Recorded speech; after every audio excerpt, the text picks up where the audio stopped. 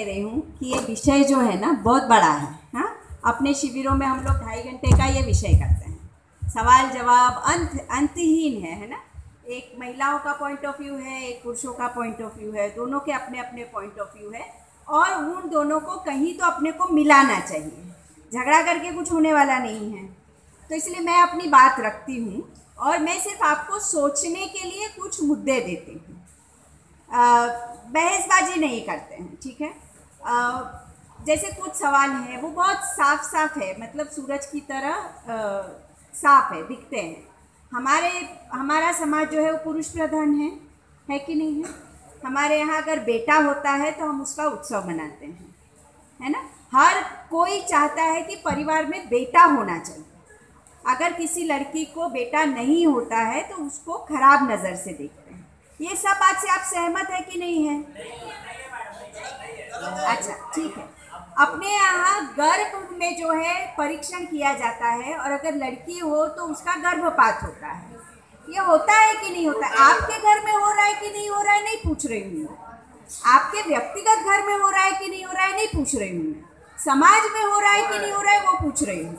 आप मुझको जवाब दीजिए कि होता है कि नहीं होता है। कोई है क्या ऐसा कहे कि नहीं होता है? हाथ उठाइए। अब आप हाथ उठाइए, है ना।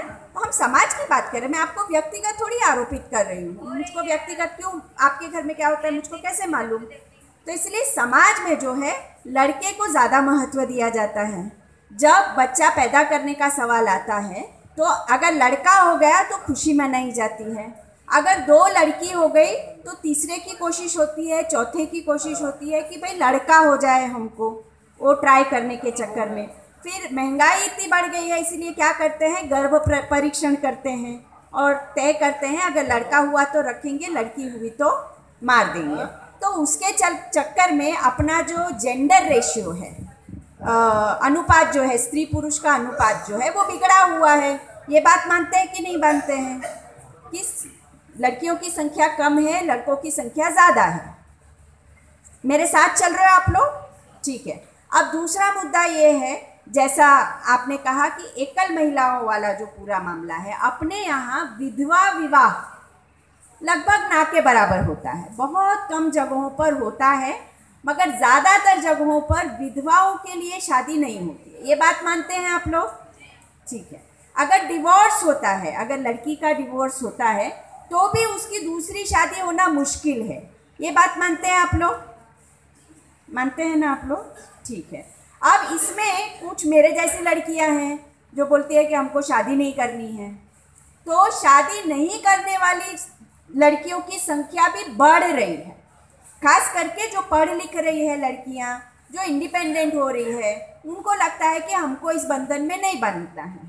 तो इसीलिए शादी ना करने वाली लड़कियों की संख्या भी बढ़ रही है। साथ में हो मेरे? अब आप मुझको ये बताओ कि इस सारी चीज़ों में समस्या पुरुषों के लिए है कि लड़कियों के लिए है?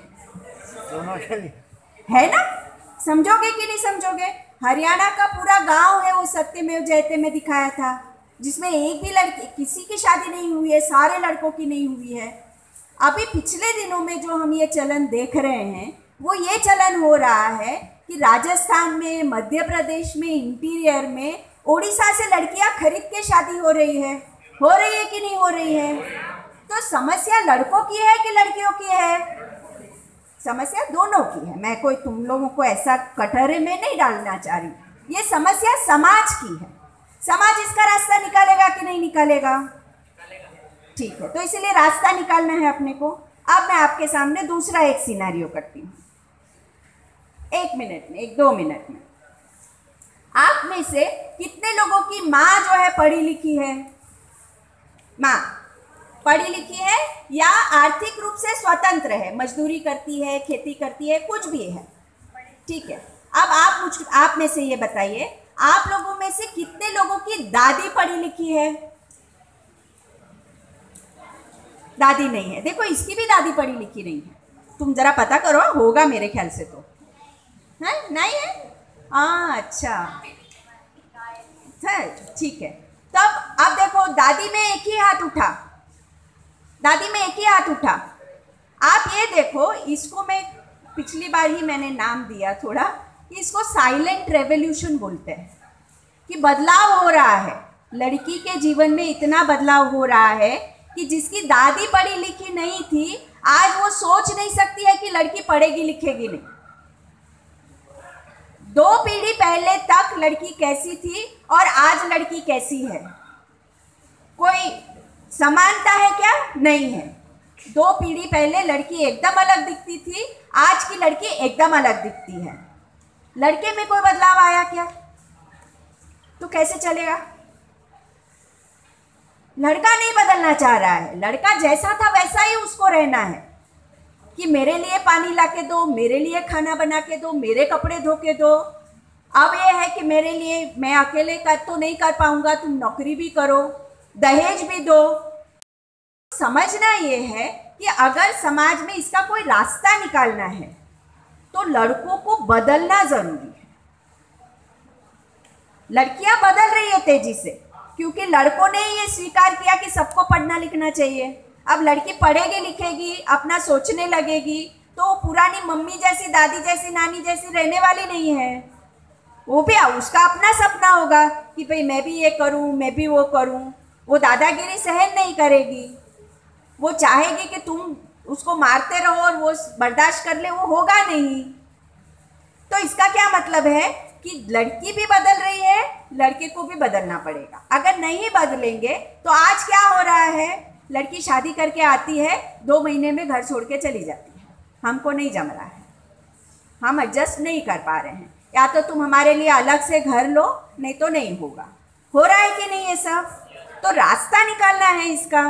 तो क्या रास्ता निकल सकता है, वो हमको साथ में बैठकर सोचना है।